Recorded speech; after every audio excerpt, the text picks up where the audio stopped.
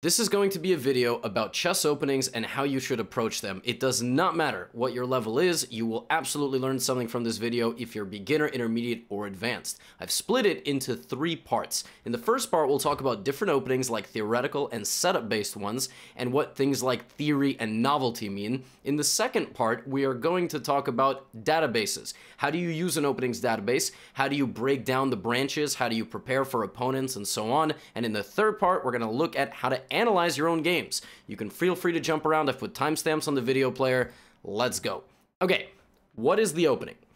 In the opening stage of the game, we obviously develop our pieces and we give the game its unique flair. It means that sometimes we already on the first move decide, are we playing the king's pawn or the queen's pawn? Theory in openings is a position that's already been explored by grandmasters, by computers. It's in a database somewhere. It is recorded. A novelty then is the first move out of theory. Novelties can be good and bad. If you hang a queen, it's bad. You make a new move, new idea, could be good. And then people start to kind of flock in that direction. The opening for many beginners, let's say after e4, and then black, plays e5, it's a time to just develop your pieces safely and make sure that everybody's getting a turn. And that's good. That is a very good way to start learning chess, to keep your pieces safe, follow the rules. But then you need to start realizing that chess is a competitive game. I mean, for some it's war, and you're already making decisions immediately, move by move, of what your opponent is doing. So for example, against e5, we can play very traditional, knight f3, knight c6, both targeting this pawn, and then play 4 knights, right? And then develop our bishop, because this is what the golden rules of chess say. 2 knights, 2 bishops, fight for the center. But you can also play something like f4, which is called the King's Gambit. And a gambit in chess is when you sacrifice a pawn or 2 in the beginning and you get all your pieces out faster and you get better control of the center because that's where the game flows through.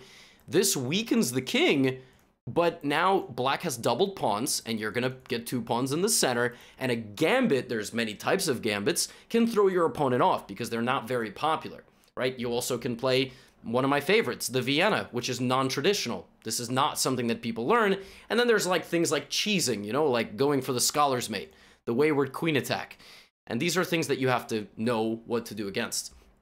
The difference in openings between theory and setup is that in a theory-based opening, when you play e4, you cannot play the same way against everything that black does. What does that mean? So if black plays a Sicilian defense, for example, you can't really play the same way as you would against the Caro Kann, like the Caro Kann defense, right? So you've got to know different things against different things. It's the best way to put it. But a setup-based opening is like, for example, the London, where after d4, it really doesn't matter what black plays, as long as they don't target this pawn with like, a wing attack. If they play d5, you'll play bishop to f4. If they play knight f6, you'll play e3. And you'll go for a setup that pretty much always resembles this. I'll say this. The little pyramid structure, the 2 knights like this, the bishop and this bishop. Black has a lot of different things that they can do, and you'll kind of always go for this. And it's good because it's easy to learn as a beginner. You don't really need to think about what black is doing. But then you're not really always putting pressure on black, right? If that makes sense. Like, what I always tell London players is that if they're going to play d4, they gotta look, what is black doing? Knight f6, bishop f4, they go for g6. Now the g6 lines here are called King's Indian positions, when the bishop goes to g7 and d6 and castles, right? That's called the King's Indian. There are ways for London players to mix it up, to not go the same way, and maybe put their knight out here. Remember last time they put the knight on d2, and then I'm gonna put my queen there and castle the other way, which is non-standard. But you're observing what your opponent is doing on a move-by-move basis, and then you are adapting to it. Kind of the advanced beginners and intermediate players need to start understanding that they can't just pre-move the opening. It's also about what the opponent is doing. They need weapons. They need a way to challenge each thing that their opponent plays. Okay? And you could study openings in videos, books, courses. I have many openings courses, and I get this question all the time. How do I study? Like, what do I do? How do I look at databases? How do I know what's the best thing? Well, I mean, hopefully that was a pretty good introduction, because we are about to jump in to database study, okay? I've pulled up the chess.com database. Now, I personally, at the master level, have always used a program called ChessBase, right? ChessBase is very expensive. It's the most extensive program that exists for like master level players, and it's not very pretty. It looks like this. This is ChessBase. It's got all these things down here, and I will show you how to read them in a second. Now, if you want to use chess.com, and obviously, Lichess has their own database, and they oftentimes compile what's known as master games and even like amateur games, games that are 1600, 1800, 2000 rating. Of course, it's better to learn from masters, right? So when we look at the database, we see the first move, second move. So let's play e4, and then we see Sicilian has been played 500,000 times, and most databases will have some sort of percentages. 34% black wins, 37% white wins, 29% is a draw. The further you go down, let's say we go for a Vienna, and then we go for a Vienna Gambit.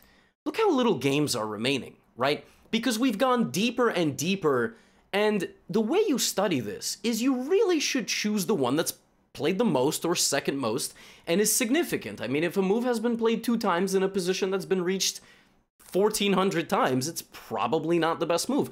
But you would combine this with a computer evaluation, which I will show you all afterward. Now, ChessBase is a little bit more extensive, and as I said, Lichess has one of their own, but you gotta be careful, because things that are being played a lot at 1600 level will not always be played a lot at the advanced level.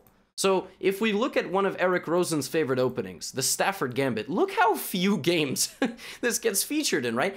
That's because the truth is, masters kind of know how to deal with it a little bit better, at least in longer games. In Blitz and Bullet, not really. I mean, you've seen Eric's streams. He beats many, many good players, but in Classical, the Stafford Gambit at master level is rarely seen, but you at home should be doing things practically. Just because Grandmasters don't play this in the World Championship doesn't mean it won't work for you, so always remember that simple fact. Now, for the next portion of this database study, I was gonna pull up some subscribers who volunteered to be in this video, and I'm doing this for a reason, because I want to show you the power of playing things that are not considered the top move, like the second most popular move, for example. So here's an example. I pulled up Steven0396. His most popular move that he plays, according to chess.com Explorer feature, is the move e4. He plays it a lot. And he gets e5 450 times. Then he plays knight f3, and then knight c6 is the most popular. But look at how many times he's faced the Stafford Gambit. Knight f6, knight e5, and knight c6. Just 20 games. Of how many games of e4, e5? 450, right? So it shows you the power of taking someone out of what they're comfortable in into a position that they might not know. So it's good to play these things that are non-standard, right? Because if we just follow his most popular move every single time, looks like he plays the Scotch. I'll give you another example in the Scotch. Take. There's a tricky move here, queen h4. How many times has he faced it? Once. Queen h4 is not a great move, according to computer, but it's a very tricky move in the Scotch, and he's only faced it 1 time ever according to his database, right? And he blundered. He actually blundered queen takes e4 check, which is the whole point. So it shows you the value, right, of playing these tricks. And if we go to the Masters database, let's go back to this Masters database and pull up that same position, all right, just to show you kind of the effect. Look at queen h4 here. It's the 5th most popular move according to the Masters database, right? It does get played. It does get played according to the Masters database, but this gentleman had never faced it ever before, which is quite interesting. And if you play the Caro Kann against e4, then c6, right? How many games of c6 has he had? 5th most, 41 out of like 700, right? So again, Caro Kann is a great thing that I recommend for many players against e4, rather than just playing standard stuff with e5. That's, in my opinion, what I think is the best. I think Gambit's Caro Kann is the way to go, challenging the opponent early on in the game. Now, another person, this person is 1500, kind of pinged Jake. So, Jake is he's a long time supporter of the stream. He's also enjoyed my YouTube content since I only had like 200 subscribers, so I gotta feature him. He always used to play e5 against e4, over 1,100 games. If you play the Vienna against Jake, look at where that takes you, 82 out of 1,000 games. And then against knight f6, 1 Vienna Gambit, 3 Vienna Gambits ever. And to his credit, he did play 2 wins, but one of them, this is a bad move, but he still won the game. So Vienna Gambit takes a person who's played a position 1,000 times into 3 times ever. That's huge. That is the benefit of playing things that are not just copying your opponent, to actually learning something specific like a Caro Kann defense or a Vienna system. So that's one thing that I wanted to pull up. Another person, this one's interesting because this person is 1900, this next person, GM 500. I've played this person many times, and this person plays d4. I wanted to look at it from White's perspective. This person plays d4 a lot. It's their most popular move, almost 2,000 games. Now, look at this. If you play the Dutch defense against this person, that takes you down 3, 4, 5, 6, 7, 8, 9, 10. 35 games out of nearly 2,000 that this person has to deal with the Dutch defense. Another idea for some of you, Dutch defense. Go check it out, right? Dutch defense is a great defense. I mean, it's wonderful, and you see that it can take even the strongest of players out of positions that they've seen. One more, the Budapest Gambit. Look, c4, 400 games here. How many games of e5, which is the Budapest Gambit? 25. 25 out of like 500 or 600 games. That is how you would apply the usage of an openings database, right? To scan against certain players, or just explore positions that are not so theoretical. You know, things that I recommend, for example, in my Caro Kann course, sorry, in my course with the white pieces. So just one thing that I wanted to show. In my course for the white pieces, against the Caro Kann, I recommend the advanced Caro Kann, which is very trendy now, second most popular move. And against bishop f5, I recommend not knight f3, which has 7,500 games and probably even more, but the second most popular move, right, which has only 3,000. And now when players go h6, right, we go g4, and now we're down to about 200-300 games out of a position which has been reached how many thousands of times, right? So we go lower and lower, and this position will appear later. In the next part of this video, we are going to show how to analyze the games you play. Okay, the games you yourself play, and how to learn from those games and how to incorporate the use of a computer to analyze games after they're done. We'll go all the way back to the beginning, and for this next portion, we will go back and start to analyze games that I played against subscribers. So we'll start with this one, okay? This was a game I played actually in the most recent video I uploaded on YouTube, which is How to Win at Chess. It's a playlist I started to play 10-minute games against my subscribers, and I was black. I was playing against a 1,059 rated player, and he played the Vienna Gambit against me. I played d5, which is the main line. He took, I took, he went here, I took, he took. So far, so good. This is all known. And here I played the move c5, which I believe is the most popular move in this position. And here my opponent played d4, which is not correct, and a few moves later actually ended up losing his bishop by virtue of a fork. So let's say you have a game like this with white. Let's say you play this with white, you blunder a piece. How do you learn from a game like this, okay? Well, here you go. We're gonna have to go back to our handy-dandy database, right?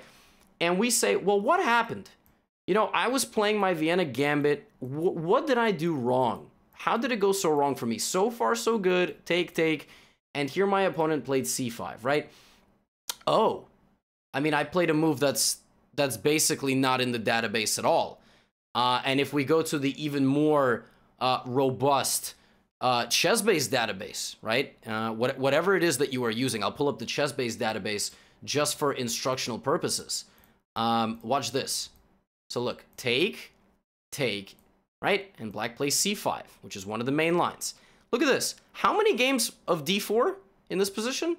Like 13? And the score is 34%, which means that 34% of the time white wins, and 66% or 65.4% of the time it is black who is winning, and there are no GM games. If we sort the database by white, who's got the higher rating with the white pieces, not a single GM. All 2,000, 2,100, and some of these people down here who last played in 1889. So you know we're not in very good territory. So then what you do is you go back and you incorporate engine analysis, and you say, all right, well, that wasn't right? That wasn't good. I have to do better than that. Another example that I can give in the Vienna Gambit is, just if we flip it to white's perspective real quick on this big board, if they play something that's not in your analysis at all, like for example in this position, people will sometimes play the move knight to g5, which attacks the queen. And here people just freak out. They go, I don't know what to do. So now I'm going to kind of incorporate the last layer of study that I wanted to demonstrate, which is the computer. See this thing that I've popped up on the screen? You have to use the computer after the game, not before.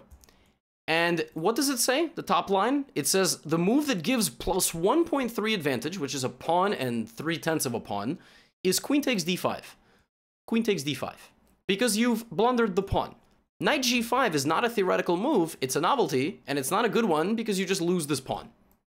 That is how you learn openings, right? If there's only one move in a position in an opening that's good, you still have to find it, because otherwise, like for example, it's like walking through fire, right? If you can walk through fire but get across, okay, that's fine. But if you walk through fire and get burned all over the place, you're not gonna do it again, right? You're not gonna, right? And here, white is just much better. So that is how you incorporate the computer into your opening study. You go move by move. Is this something I know? Is this bad? Is this good? What does the computer say?